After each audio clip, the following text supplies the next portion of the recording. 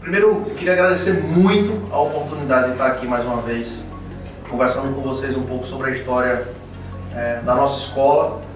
E, poxa, eu não poderia contar histórias de ex-alunos sem passar pela história de Zé, que eu chamo muito carinhosamente de Zé, mas o nome desse cara aqui se chama José Augusto. A história dele se confunde muito com a minha história de chegar lá na própria escola, né? Então eu cheguei lá em 2003, quando eu fui administrar os negócios, e me deparei com uma das turmas que a gente teve de mais sucesso assim, dentro do colégio, foi a turma de José Augusto, e que acabava que José era um cara extremamente participativo das coisas e meio que adorava participar de todos os eventos do colégio, das feiras de ciências, organizava tudo. E quando a gente teve essa ideia de fazer um bate-papo com ex-alunos nossos, caramba, a primeira coisa que veio na minha cabeça foi, pô, eu preciso sentar com os alunos para conversar com ele. E hoje a gente está aqui no estúdio dele, né, de arquitetura. José terminou a arquitetura e eu me lembro até na época que a gente organizava o pensamento do que fazer para passar no vestibular, né? Tem história disso também. E assim, eu queria começar primeiro te agradecendo pela oportunidade de conversar com a gente, de abrir um pouco essa relação que a gente teve, que foi uma relação muito bacana, que acaba que depois que o cara vira profissional, acaba se complicando um pouco mais, porque a correria é muito grande, cada um corre para um lado. Mas eu queria te falar, cara, que pô, é um prazer enorme estar aqui. E aí, eu queria que você explicasse até, porque eu também não sei, tá? Então assim, eu vou perguntar um monte de coisa que eu também não sei. Qual foi a série que você chegou no colégio? A gente sabe que teu irmão João Carlos, que hoje está lá em Fortaleza, né, seguindo a carreira dele, ele também foi pro colégio. Foi na mesma época, não foi? Conta um pouco dessa história de como é que você chegou lá, como é que você saiu aqui de Várzea. Eu não lembro se você morava aqui em Várzea ou já morava em Espírito Santo, enfim, ou se você... Porque eu sempre penso que você tinha Várzea e Espírito Santo. Tinha isso. Me fala um pouco como é que foi esse momento de chegar até o colégio, o que é que você sentia naquele momento, como é que foi a tua trajetória dentro da escola, enfim. Conta um pouco dessa história aí pra gente. Primeiro, queria agradecer também o convite, né? Eu não podia deixar de não aceitar. Eu acho que a minha história se confunde totalmente. Se confunde não, ela se entrelaça com a história do CNSP, porque confundir é quando você anda talvez em caminhos separados e em algum momento você quer juntar. E na verdade não é bem assim. O CNSP faz parte de fato da minha história, porque foi através dele que eu cheguei onde eu estou até hoje. Então assim, eu tenho um enorme agradecimento a todo o período que eu passei lá, aos 11 anos que eu passei na escola, né? Eu entrei no colégio na primeira série fundamental, hoje seria o equivalente ao segundo ano, e aí, na verdade, talvez a confusão de Várzea e Espírito Santo é porque nesse primeiro ano, como a gente precisa, eu já morava em Várzea, sempre morei em Várzea desde criança, né? Fui para Natal só na época da faculdade, mas aí não tinha carro ainda de Várzea. Então minha mãe trabalhava em Espírito Santo, eu ia para Espírito Santo, lá um grupo de mães resolveu colocar os filhos no CNSP, e aí eles conseguiram um carro, uma Kombi para levar todo mundo lá de Espírito Santo. Então talvez essa seja a confusão entre Várzea e Espírito Santo. E aí foi interessante porque, coincidentemente, dentro de todo o meu ciclo escolar, eu tive um momentozinho de lapso antes de entrar lá no Nossa Senhora. Eu entrei que todo mundo chama de escolinha, mas na verdade eu já conheci Nossa Senhora dos Prazeres. Sim.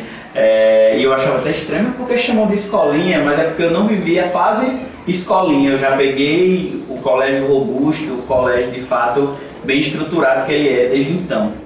E aí, quando eu fui para lá, eu tinha passado por um ano de ensino público e aí eu relaxei um pouco. Então eu vinha de um ensino infantil que me deixou preparado já com quase semi-alfabetizado, pronto para chegar no primeiro ano, que hoje seria na primeira série, né? Mas eu desaprendi isso.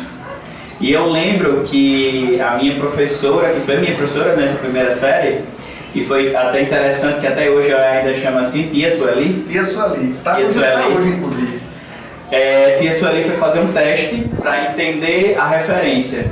Se eu iria de fato para a primeira série ou se eu precisaria regredir para na época da alfabetização. Entendi. E eu lembro, eu tenho lapsos disso, mas eu lembro mãe contando essa história de que um dos testes era para ler Lua e eu não li. E aí ela disse, por mim ele volta para a alfabetização. Mas aí, para quem conhece mãe e sabe como ela é, mãe disse, não, pode ter na primeira série que eu garanto que ela aprende. Ele dá um jeito. Ele se vira. Eu ia para o Espírito Santo, ela ia trabalhar, eu pegava a Kombi Espírito Santo, ia para Goianinha, voltava para o Espírito Santo, continuava tendo aula de reforço à tarde e depois voltava para a Várzea. Uma coisa interessante é que nos primeiros dias, né, o cansaço, criança, então quando eu voltava, um dos dias eu era sempre acompanhado no ônibus por uma pessoa, meu pai trabalhava na empresa de ônibus e sempre eles cuidavam de mim, eu era criança, mas eles sempre ficavam de olho em mim. Em que momento despertou? Tipo, rapaz, é isso aqui mesmo, eu tô entendendo o esforço que a minha mãe tá fazendo, que o meu pai tá fazendo, e é isso que eu preciso seguir. E como é que foi isso? Teve ajuda de mais alguém da escola? Você se espelhava em alguém, algum professor? Sabe, é isso que eu quero entender. Nessa primeira referência de ensino infantil, na verdade ensino fundamental menor, né, desde essa época eu sempre fui muito focado. Na verdade, como você bem conhece, mãe é daquele tipo de mãe que é da plaquinha na formatura, não fez mais do que sua obrigação. Então, na verdade, isso assim, de certa forma, foi muito bom para mim também. Porque assim, eu sempre entendi que eu estava ali a muito custo. Eu sempre entendi essa relação. E era uma coisa que eles sempre diziam, que a única herança que eles podiam deixar para mim era a educação. Então, assim, qualquer coisa que eles pudessem deixar a mais poderia acabar nas minhas mãos se eu não soubesse utilizar ou não. Que não era nem o caso na época, né? Então, assim, o que a gente tinha que ele dizer, a única herança que eu posso deixar é a educação, e é isso que eu vou fazer. Então, vocês vão estudar na melhor escola que a gente tem na região, que na época, e permanece até hoje, é o CNSP. E aí foi interessante porque eu lembro que... só não lembro da primeira série, mas quando você falou no início da questão das feiras de ciência, foram feiras de ciências, foram eventos que marcaram muito a minha vida. E aí, como eu disse, só não lembro da primeira série, mas eu lembro que a minha feira de ciências da segunda série do Fundamental foi sobre os vegetais e que eu apresentava na sala. Eu estou vendo a maquete dos vegetais, explicando as funções dele, o que trazia para o corpo. Então, assim, isso era uma das coisas que, inclusive, eu ficava muito empolgado. Está chegando a Feira de Ciências, qual é o tema desse ano, o que a gente vai fazer e tal, e isso vinha muito dentro do processo. Então, na verdade, esse entendimento de estudo sempre foi muito característico. No ensino médio, veio as figuras que, na verdade, João Eduardo, ele vinha como minha referência desde a quinta série, que foi quando a gente iniciou o Fundamental Maior, ele virou um professor de matemática e foi até o pré. Mas quando juntou você e ele, aí a gente vê a questão do PSS na Paraíba, processo relativo seriado na UFPB. E eu lembro bem de você e de João dizendo, lembra que o processo começou agora. Então, assim, se você começar estudando metodicamente a partir de agora, quando você chegar no pré, você não vai precisar chegar morrendo se acabando, virando noite para estudar. Você já veio cadenciado. E aí foi exatamente o que eu fiz. Então, quando eu iniciei o ensino médio, aí eu comecei a metodologia de estudo. Toda manhã a gente tinha uma loja aqui em Várzea. Então eu abria a loja às 8 da manhã, eu era responsável por essa loja. E aí como é que eu fazia? 7 da manhã acordava, tomava banho, tomava café, 8 horas da manhã, ia para a loja e já levava os livros. E aí eu tinha um cronograma de estudos por semana. Então, na segunda-feira era português e história, na terça era biologia e química. Só tinha uma questão aí nesse meio caminho, é que sempre o matemática ia junto. Porque quando eu estava estudando principalmente biologia, que eu tomava abuso, desculpa meus professores de biologia, mas eu ia com matemática, que sempre foi minha paixão. Então, assim, toda a vida eu vinha e terminava na matemática. Quando eu cheguei no pré, por incrível que pareça, eu estava muito relaxado. Então foi o ano do meu ensino médio mais relaxado, eu acredito. Exatamente porque eu já vinha dentro desse processo. Então quando chegou, eu disse, não, beleza, tá tranquilo e agora só vai ser a concretização do processo. Todo mundo do colégio, todos os professores que passaram por mim, na verdade que eu passei por eles, eu lembro de coisas específicas de todos eles. Eu lembro, se eu disser agora, eu lembro. Me perdoe se eu esquecer de alguém, mas eu acho difícil. Primeira série, tia Sueli. Segunda série, tia Thelma. Terceira série, tia Benê e tia Judete. Quarta série, tia Judete, tia Benê e tia Lúcia. Lembro todas. Agora, eu só não era bitolado. Eu estudava, eu tinha essa relação, mas eu sempre me envolvi em outras coisas. Eu acho, tirando esporte, que eu nunca fui bom. Eu ficava impressionado porque eu pegava lá as notas dos alunos, pô, eu acompanhava aquilo muito forte, né? E eu ficava, caramba, Zé não tem uma nota abaixo de 9,5. Como é que pode? Tem alguma coisa errada. Às vezes eu chegava e falava, bicho, esse cara é bom desse jeito mesmo. Esse cara realmente fez isso aqui mesmo. As provas estão muito fáceis, porque o cara não tem média abaixo de 9,5. Que danado é isso? Pô? No ensino médio. Eu lembro que a única vez que eu ia me lascando foi primeiro ano do ensino médio. Física. E aí eu peguei, não lembro, eu passei por alguma questão pessoal que eu não consegui entender física. E aí eu fui o primeiro bimestre e acho que eu teria a média era 7. Eu acho que eu fiquei com 6,5 no primeiro bimestre. Aí no segundo bimestre eu acho que eu tirei um 7. Ou seja, eu não recuperei o 6,5, então eu fui para 7. Cheguei para a mãe e disse, pode me tirar da escola que eu não vou aprender isso não.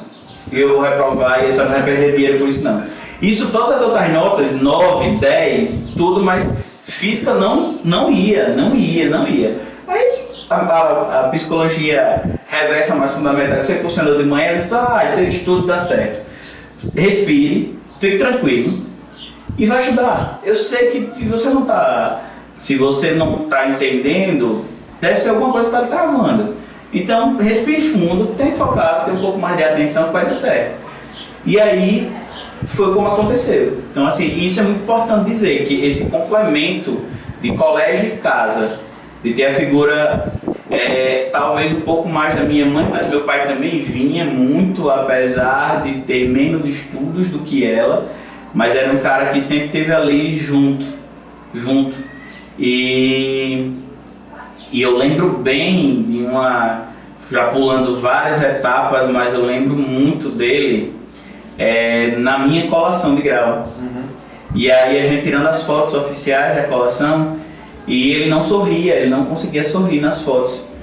E a gente brincava com ele e fazia, ri rapaz, ri, tu vai ficar nas fotos todas sério? E ele disse, você não sabe o que está passando não. Imagina. Eu não tive nem quem me estimulasse a estudar. E hoje eu estou formando um filho. Então, ele não estava entendendo o que ele estava sentindo. Era uma mistura de muitas emoções. Então, assim, era um cara que sempre fez o que pôde junto com a minha mãe para que a gente continuasse tendo o melhor que eles poderiam nos dar. Top. E eu acho que ele, de onde ele estiver agora, eu tenho certeza que ele está muito feliz, porque eu acho que a tarefa que ele exerceu aqui, ele foi muito bem exercida, cara. Parabéns por tudo. Zé, a gente estava falando aqui sobre a vida dentro da escola, e aí, óbvio que veio a questão do vestibular. Então, acho que você contou um pouco aí de como é que você fazia para estudar, mas eu queria que você fizesse uma ponte, né, entre esse relaxado que você teve na terceira série do ensino médio que você ficou, né, até porque acredito que foi exatamente no período em que a gente passou a trabalhar na escola com 3 anos em 2. Então você passou a ter a terceira série do ensino médio basicamente como uma revisão. Então tipo, você já tinha visto tudo do ensino médio no primeiro e na segunda série do ensino médio.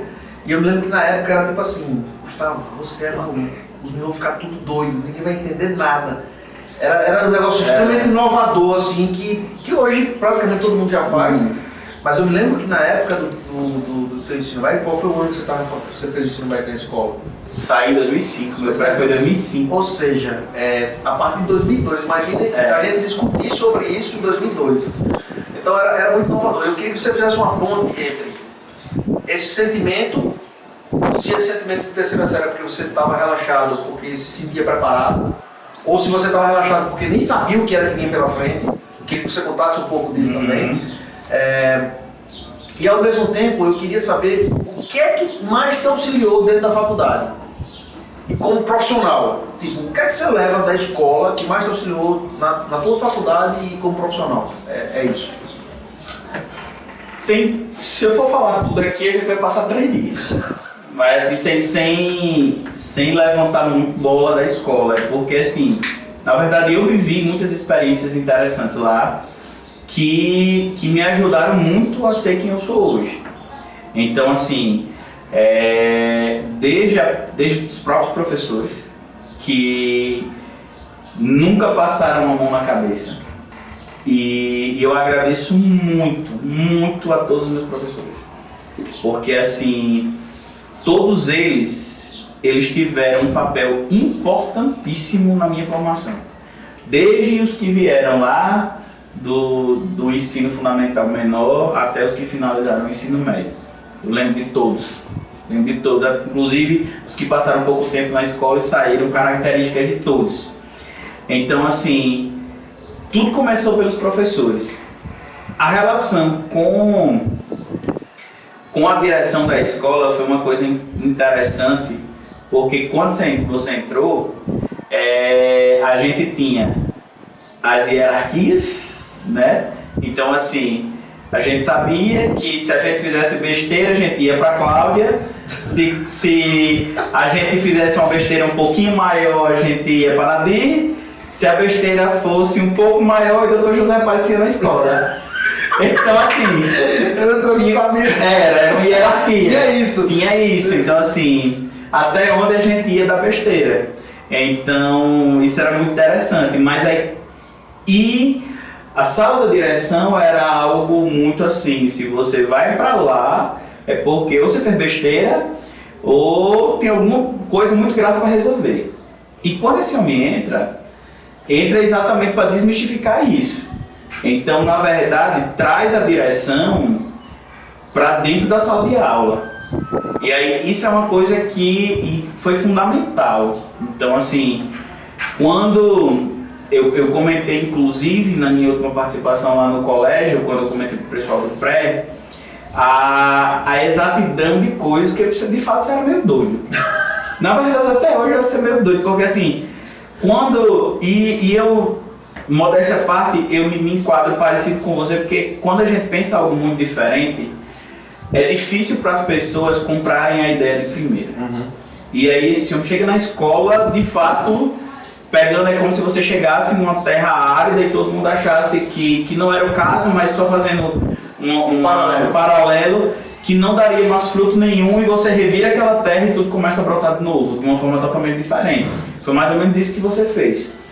E aí, essa definição de, por exemplo, o que eu ia fazer na faculdade, eu decidi fazer arquitetura na 7ª série. Então, a partir da 7ª série eu já sabia o que eu ia fazer. Então, daqueles 2, 3 reais que eu levava para lanche na época, eu deixava R$1 talvez, da semana via, até porque eu comia um bocado naquela época, então assim não dava para deixar todo dia. Então eu deixava R$1 um dia, 50 no outro, e saía juntando o mês inteiro e ia para a livraria comprar Arquitetura e Construção, que era uma revista que até hoje ainda tem, de arquitetura, que aí eu começava a colecionar. Todo mês eu juntava que era para dar, acho que na época, sei lá, era os R$ 15 da revista, você ia juntando até conseguir o dinheiro de comprar. Hoje o meu estúdio é aqui na casa que os meus avós moravam, em Várzea. E isso me remete a muitas lembranças.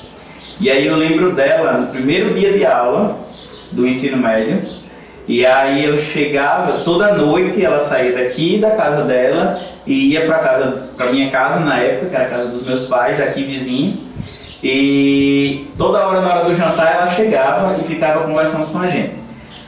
E no dia que eu entrei no ensino médio, ela bateu a mão assim na minha perna e disse: o boi de vestibular está no cercado, viu? Passe. Dá teus pulos. Aí eu disse: beleza, ok, vou fazer. Então vamos embora. E aí de fato foi.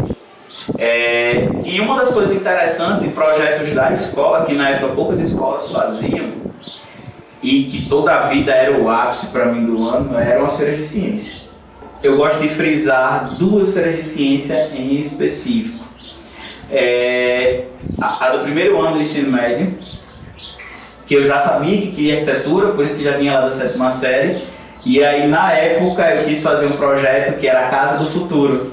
Certo. E que essa Casa do Futuro iam ter várias coisas que na época eu não sabia nem o nome, e que na verdade hoje é simplesmente automação, que para quem não conhece, que não é do ramo, é uma coisa comum na arquitetura hoje, mas é uma casa onde você tem praticamente ela inteira controlada através de aplicativos eletrônicos, ou no celular, ou no tablet, ou em controles próprios que você tenha distribuídos pela residência, desde acionamento de cortina, a intensidade de iluminação, a sonorização da casa, enfim, tudo hoje pode ser feito por automação. Mas na época isso não era uma realidade, principalmente para quem não era da área como eu. Eu estava no ensino médio, eu fiz uma casa que era isso, um projeto era fazer uma maquete em tamanho escala 1:25, de uma casa que eu fiz o projeto na época, e a gente passou 3 meses montando essa maquete, fazendo algo muito legal, porém, e aí é interessante dizer, antes desse porém, que hoje os meninos são mais acostumados com a feira de ciência de fazerem projetos grandiosos. O primeiro projeto grandioso que teve, de verdade, grandioso, foi a Casa do Futuro. E eu puxo essa goga mesmo pra mim, de verdade. Tanto é que na Casa do Futuro, literalmente eu botei a energia do colégio abaixo. Eu botei tanta luz dentro do espaço da Casa do Futuro que o disjuntor da escola não aguentou e caiu. Foi o primeiro projeto com patrocínio que a Feira de Ciências teve.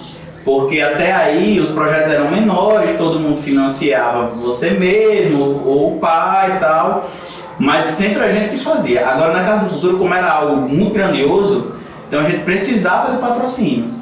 E aí eu lembro que eu fui pedir na Tacom, na época tinha, como era a Casa do Futuro, então eu fui pedir na Tacom para ela patrocinar. Aí era massa corrida, era lâmpada, luminária, era coisa desse tipo que a gente ia fazer a maquete. Então eu fui pedir isso e deu certo. Conseguimos. Os comércios da cidade passaram a querer ter os nomes divulgados na feira. Então foi mais uma questão que a gente foi empreendedor. Só para explicar para o pessoal, que muitas vezes não sabem como é, então o que era que a gente fazia? A gente, geralmente as feiras de ciências nas outras escolas sempre era tipo, tudo muito certinho, tudo muito organizadinho, porque eram os professores que muitas vezes iam lá e faziam aquilo, e auxiliavam, os professores inclusive davam as falas, os alunos se viravam para apresentar, enfim, decoravam aquilo, iam lá e apresentavam. E lá na escola, muito pelo contrário, a gente tinha a temática, tinha obviamente o professor que era responsável para ajudar e auxiliar a turma nisso, mas o que era muito importante era que vocês, eu lembro que a gente dizia muito assim, gente, quando vocês entrarem na faculdade, quando vocês saírem da faculdade, vai ter coisa que vocês vão fazer que, se vocês não aprenderem isso aqui agora, não errarem para fazer isso aqui, não faz sentido nenhum. Então a gente simplesmente fechava a escola na quarta-feira, já não tinha aula, então sempre era assim, quarta, quinta e sexta. Quarta era a montagem e quinta e sexta eram as apresentações. Eu me lembro desse negócio, dessa casa que você criou, que a gente ficou desesperado, porque tipo assim, e agora? Chamar de cita urgente, Zé, vai ter que acabar esse negócio aí, se vira, não sei o que você vai fazer, mas você vai ter que acabar. Então eu vinha muito dizendo assim, meu filho, vamos montar uma parceria que seja mais bacana, assim, ganha de verdade. Tu vai precisar disso, ó, eu tô saindo agora, velho, eu tô frio, eu tô quentinho no banco da universidade, eu sei exatamente o que você tá dizendo, o que eu tô dizendo. Faça isso. E era muito bacana, porque vocês correram atrás de patrocínio, vocês montaram os negócios, eram vocês que faziam as falas, eram vocês que criavam tudo, eram vocês que ornamentavam, eram vocês que se viravam mesmo para poder fazer aquilo. E pô, eu acho que isso foi uma base muito forte para que vocês na faculdade, na vida profissional, tivessem, enfim, uma outra imagem. Quando a gente faz uma análise de tudo aquilo que se passou, a origem da tua família, a tua origem, né? Você falou da emoção que seu pai ficou paralisado, sem entender muito bem aquilo que estava se passando naquele momento da tua formatura em arquitetura, que diga de passagem, você passou no vestibular na UFPB e na UFRN. Então, tipo, eu me lembro como se fosse assim, cara, foi uma das coisas, porque foi a primeira turma que de uma certa forma, assim que eu cheguei na escola, eu acompanhei muito fortemente. Isso foi a primeira turma que você acompanhou de verdade no ensino médio. Então, assim, a primeira turma completa. Foi todo o laboratório do que fazer, de como fazer e municiar vocês das informações estatísticas do vestibular. Isso é legal, isso eu falei pro pessoal. Foi surreal aquele momento, porque eu também tinha acabado de passar por isso, né? E eu gostava muito desse negócio. Mas assim, fazendo uma análise de onde você saiu, né? Estudar numa escola particular de ponta, já era. Entrar num curso na Universidade Federal, você passou nas duas, então você passou na UFPB e na UFRN, e entrar num curso de arquitetura, curso de elite propriamente dito. A Universidade Federal ainda não é uma universidade que qualquer pessoa chega lá, muito pelo contrário. Muita coisa que você está falando, eu tenho experiências e exemplos. Então, e aí eu queria que você conversasse um pouco sobre esse sentimento e como isso te forjou a ser o cara que você é e o profissional que você tornou. E, obviamente, fale um pouco da sua vida profissional, né? Certo. Como é seu escritório, o que é que você pensa sobre arquitetura. O cara que está nos assistindo, inclusive, pode contratar você, como é que funciona isso, onde é que ele te acha. Vamos lá. Primeiro vindo para a questão do acompanhamento, principalmente no ano do pré. Como você disse, a gente foi um grande laboratório. E como eu já disse também, você era muito ousado em trazer muita novidade. Eu lembro que a nossa turma foi a primeira que você começou o acompanhamento individualizado. Então você ia aluno por aluno, conversando, você quer fazer o quê? Você quer, não, eu quero fazer arquitetura, não, eu quero fazer educação física, eu quero fazer administração e tal. E pela análise você sabia dizer, se você quer fazer isso, você tem que focar mais nisso, e suas notas não estão boas nisso. Então era muito crucial isso. E eu dei até esse exemplo, dizendo, eu lembro que essa planilha do Excel que você trouxe na época, hoje tudo é no robô, mas na época eram uma planilhas do Excel. E aí eu lembro de você explicando que você tinha pego os últimos 5 vestibulares. Vale salientar que eu fui o último vestibular de 4 dias, então no ano seguinte já passou a ser vestibular de 3 dias. E na minha época eram 120 questões objetivas e 5 questões discursivas, ou por disciplina, eram 4 disciplinas específicas. Então a gente fazia por dia 30 questões objetivas de 2 disciplinas e 5 questões discursivas da nossa específica do dia. Né? E eu lembro bem que pela sua análise você dizia, Zé, é o seguinte, a gente, aí já foi outra questão. Acho que pela relação que a gente tinha e como você disse, pelo histórico, você disse, Zé, é o seguinte, tem que fazer 90 pontos para você passar entre os 10 na primeira fase. E você tem que fazer mais ou menos entre 2 e 2,5 em cada discursiva para permanecer entre os 10 e garantir a vaga. Lembrando sempre que eram 40 vagas, 20 para primeiro período e 20 para segundo período, né? Como é até hoje as 40 vagas. Não são até hoje as 40 vagas. E aí comecei os simulados da escola. Sim. Primeiro simulado, fiz 89 questões. Segundo, 88. Terceiro, 87. E no quarto, 88. Então eu fiz uma média de 88, próximo da meta. No vestibular, 88 questões. Passei em que lugar? 10º.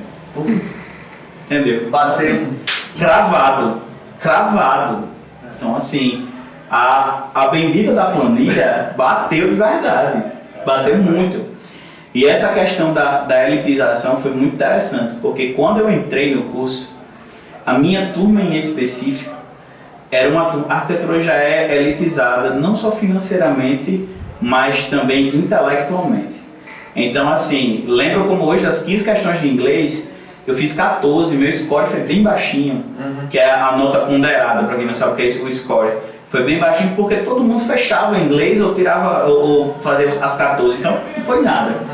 Quem subiu muito minha nota no vestibular foi biologia, porque eu fiz 13 das 15 questões. E isso para tecnológica subia muito o score, porque ninguém de tecnológica fazia tão alto. Isso. Em biologia. Você lembra até hoje o conceito do que a gente estudava, né? Tudo.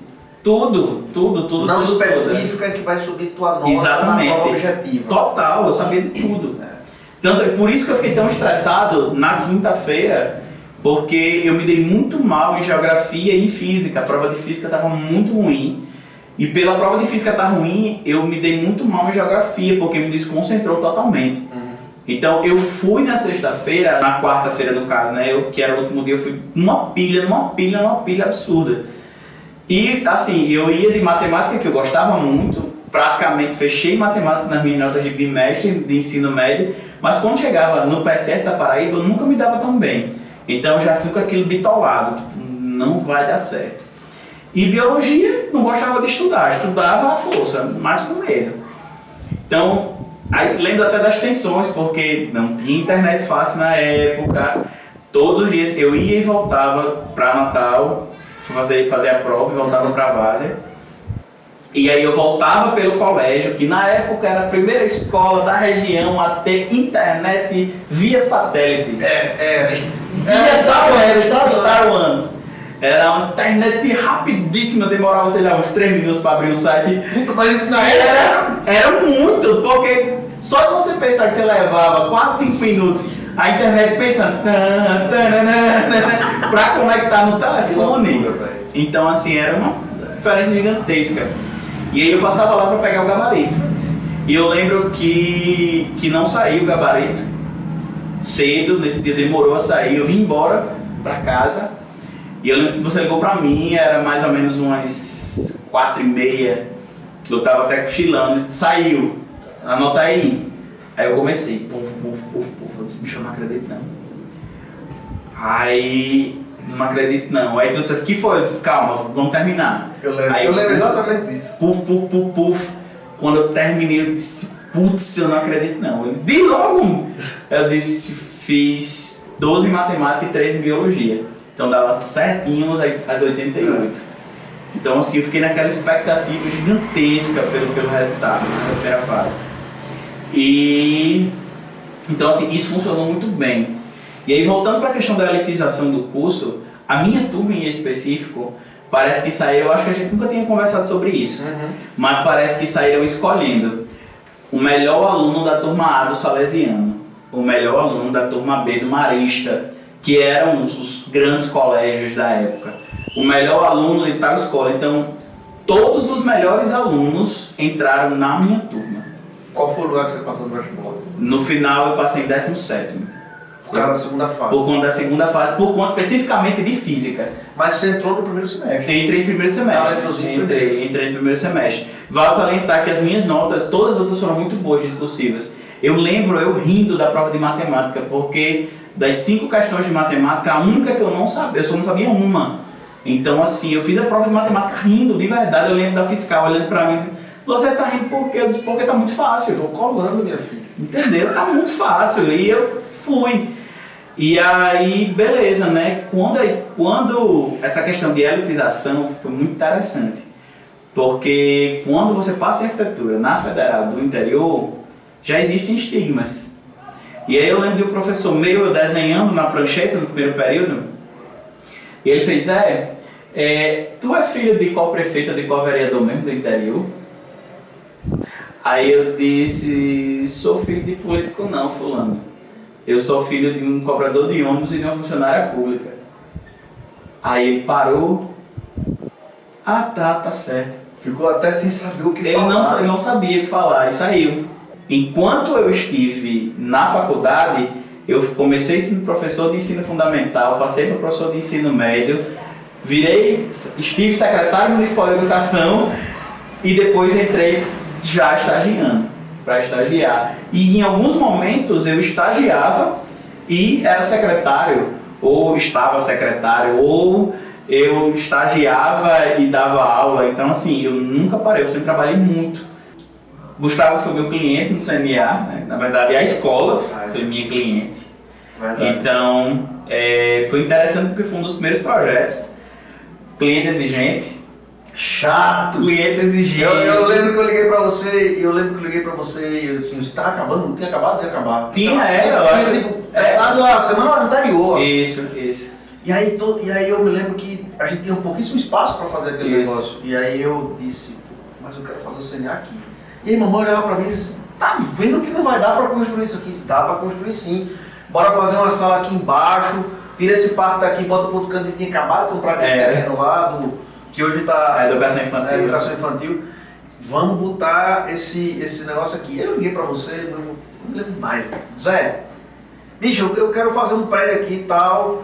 E preciso fazer um primeiro andar nesse canto aqui, mas eu não sei como fazer com a escada. Você lembra? Eu não sei o que fazer com a escada. Aí você, Gustavo, aonde é? Isso aqui, a gente vai levantar o muro, tal. E você, nem falei em levantar o muro. Eu disse, eu quero botar uma sala embaixo com recepção e 2 salas em cima, mas eu não sei como esconder a escada porque tem um muro. Aí você, já resolvi. Você resolveu como? Não, só vou falar quando chegar aí. Homem, diga logo isso porque eu preciso já correr. Não, eu só vou dizer quando chegar aí. E você vai entender. Foi. Vai, conclua. E foi aí quando veio aquela escada, daquele jeito. Foi impressionante aquela sacada. Eu fiquei assim, Zé, genial. Porque a gente não tinha como escolher, a gente não tinha como esconder a escada. Vou botar um negócio aqui, vou aumentar o muro, vou criar uma janela lá em cima e tal, e a gente esconde a escada do CNA. E assim, é interessante porque na verdade eu fui cliente e vocês foram meus clientes algumas vezes, né? E aí, na conversa que eu tive com o pessoal do pré, foi muito legal isso também.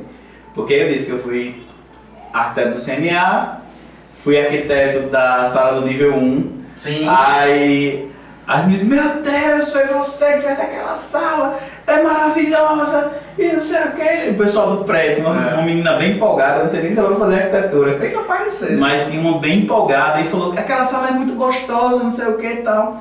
Esse projeto que você falou sobre a questão de fazer uma arquitetura que seja mais inclusiva, de oportunizar para pessoas que, de repente, construir um negócio aqui, vou montar um negócio, ou eu vou precisar fazer uma reforma na minha casa, eu vou precisar fazer uma ambientação aqui dentro. E, às vezes o cara não tem acesso, porque o cara acha que aquilo custa caro pra cacete. Então, bicho, você tem que resolver isso logo. Eu quero até que você conte já, porque quando a gente conta, a gente coloca isso como meta, e quando a gente coloca isso como meta e a gente torna isso público, a gente fica com vergonha de não resolver. Então eu quero que você diga logo. Se você não vai criar logo um canal de YouTube, se você não vai criar logo um negócio como esse e começar a resolver. Porque, cara, manda bala nisso. Isso pode ser um divisor de águas muito grande, inclusive para a região. Eu não sei se tem alguém pensando sobre isso também. Isso é uma coisa que me persegue há algum tempo em termos de pensamento. Porque me incomoda muito esse pensar a arquitetura muito luxuoso. Tanto é que eu sou o cara do Safe Yourself, que é o faça você mesmo, ou o DI, como está todo mundo conhecendo. Só que é um D menos manufaturado. A minha relação com o Faça Você Mesmo é uma coisa de tipo ideias simples que não exigem muitas vezes tanta habilidade, porque muitas vezes possa ser que eu não tenha essa habilidade de trabalhar com carpintaria, com serralheria, então assim, eu preciso entender até onde vão as minhas limitações. Eu sou muito da base filosófica de Vitruvius, que foi o cara que primeiro descreveu a arquitetura, e eu sou muito dessa realidade, eu bato na base da tríade vitruviana muito, que diz que a arquitetura ela tem que ser baseada, como já diz, em 3 pilares. Ela tem que ser utilitas, ou seja, se eu estou pensando em fazer um quarto, ele vai ser um quarto. Se eu estou pensando, ou então ele tem que ser utilizável. Essa base de que um quarto só pode ser um quarto, isso já mudou com o tempo, porque um quarto ele pode ser quarto e home office ao mesmo tempo. Então, essa função já mudou muito e já se modernizou. Mas ele tem que ser utilizável, tem que ser um ambiente que possa ser utilizado. Ele tem que ser firmitas, ou seja, tem que ser posto em pé.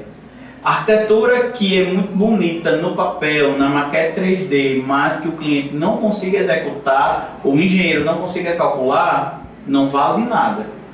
Por isso que eu demorei muito, inclusive, a apostar projetos que ainda estavam em maquete, porque eu tinha tanto isso interiorizado em mim. Se preocupava se ia dar certo a execução. Se ia dar certo. Então eu demorava muito, tipo, tá no projeto, não é arquitetura ainda, tá no computador só.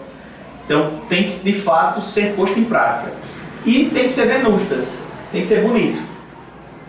Se não for funcional, se não se colocar em pé, e se não for bonito, se faltar um dos 3, não é arquitetura. Entendi. Tem que ter os 3.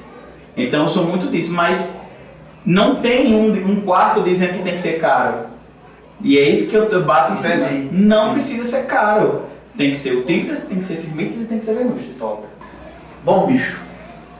Chamado de bicho aqui, pela intimidade que a gente tem. Temos essa intimidade. E eu queria te falar que eu fico extremamente feliz. E eu acho que eu nunca imaginei que a tua vida como profissional seria diferente dessa que a gente está te vendo. Cheio de planos, um monte de projeto executado e eu acredito muito, depois do que você falou, e eu gostaria muito de que a gente fizesse um pacto aqui. Leve essa vertente. Eu pouquíssimas vezes escutei alguém falar sobre isso. Acho que a fundamentação do que você falou faz muito sentido. Racionalmente falando, inclusive, se a gente estivesse falando de que você fosse uma empresa startup sobre esse projeto, eu diria para você, cara, vamos para a segunda conversa. Eu queria que a gente montasse uma oportunidade de conversar sobre isso depois, inclusive, e que esse depois viesse muito caracterizado com a materialização desse projeto que você tem aí na cabeça, que eu sei que você pensa coisa pra caramba, que você foi um cara extremamente criativo e desde a primeira vez que você falou que ia fazer arquitetura aqui, eu fiquei sabendo desse cara, manda ver, né? Eu acho que é muito diferente daquela outra galera que incentivou que você não fizesse. Eu falei exatamente o contrário. E queria muito que a gente se encontrasse numa outra oportunidade para conversar sobre essa concretização desse projeto que você tá vindo aí. Estou extremamente feliz e eu acho que eu falo em meu nome, porque a gente criou uma amizade fora a escola, enfim, mas eu também falo em nome de toda a escola. Eu falo em nome de todos os professores que foram teus professores, eu falo em nome dos coordenadores que foram teus coordenadores, que quer estejam conosco ou não. Eu acho que isso é um momento em que a vida é assim, né? Não tem muito o que discutir. E falo muito em nome da minha mãe também, que é a fundadora da escola e que quando eu cheguei ali aquilo já estava tudo razoavelmente pronto. Eu fui só um cara que, com um pensamento de muito jovem na época, teve a oportunidade e puta, agarrei aquilo lá com unhas e dentes, né? E eu acho que a gente fez muita coisa bacana e continuou pensando em fazer muita coisa bacana.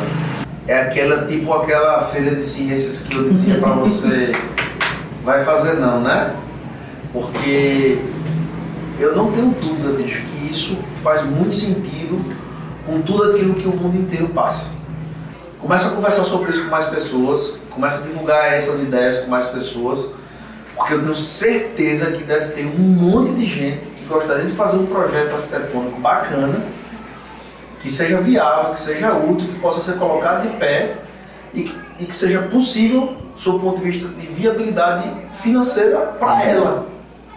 Sabe? Então, é essa palavra que eu deixo para você. Eu queria muito dizer assim, que uma das coisas que eu gosto muito de colocar, eu acho que eu nunca tinha dito também, talvez não seja 100% mais assim, em todo momento, quando vocês não estão.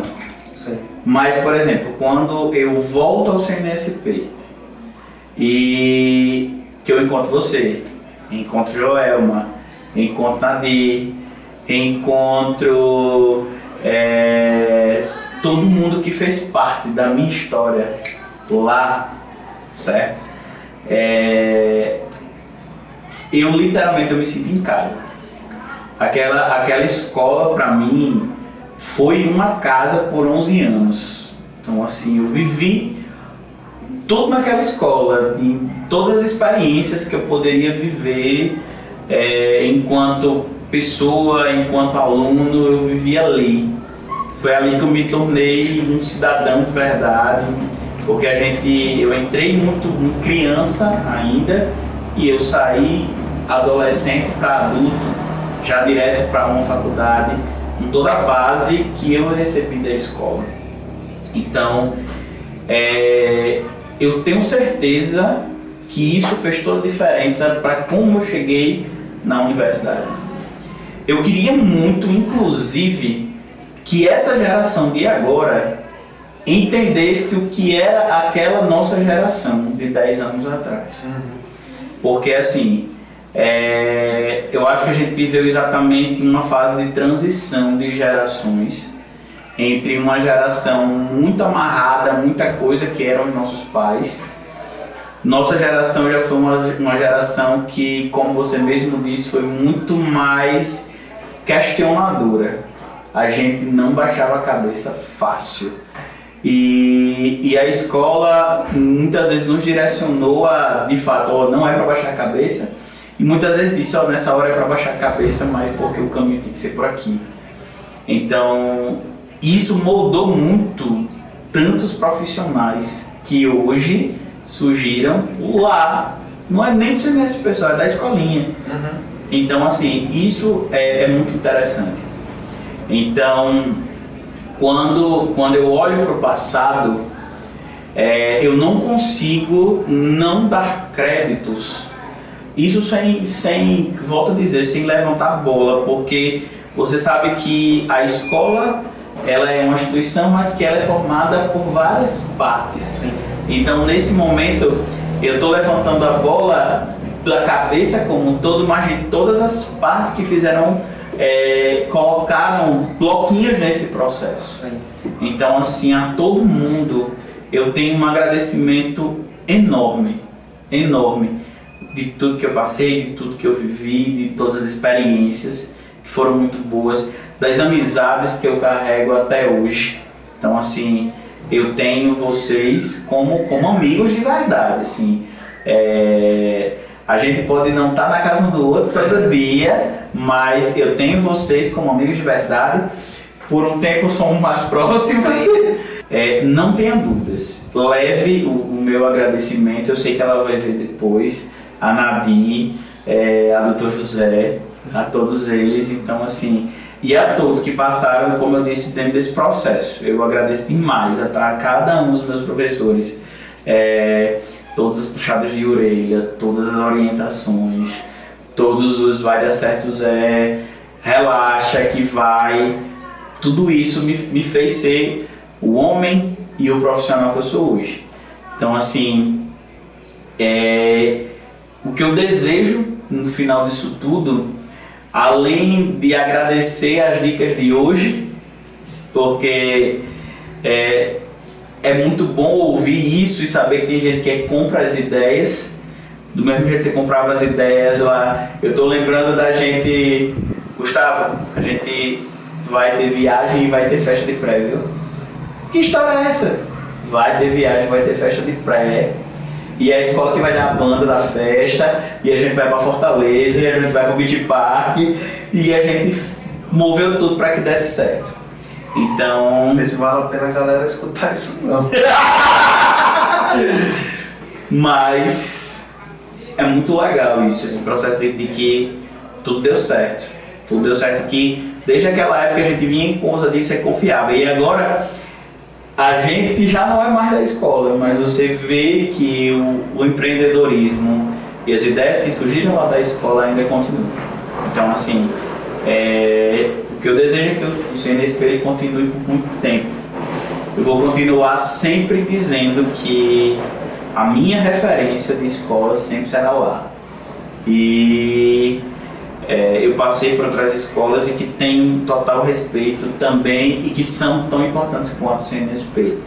Eu falo do CNSP em específico porque foi a maior parte da minha vida também, escolar. Então foi lá que eu de fato eu cresci. Eu cresci lá dentro, eu entrei criança, saí adulto. Então eu me formei verdadeiramente lá. E eu desejo que outros tantos se formem de verdade. E que essa geração, daqui para frente, entenda da importância do que tem a escola. Que ela não é apenas um lugar que você vai para cumprir tabela. E para receber informação que você acha que você não vai usar pro resto da vida. Olha que logaritmo você pode utilizar. E é isso. Top. Cara, obrigado. Foi show. Pra cima.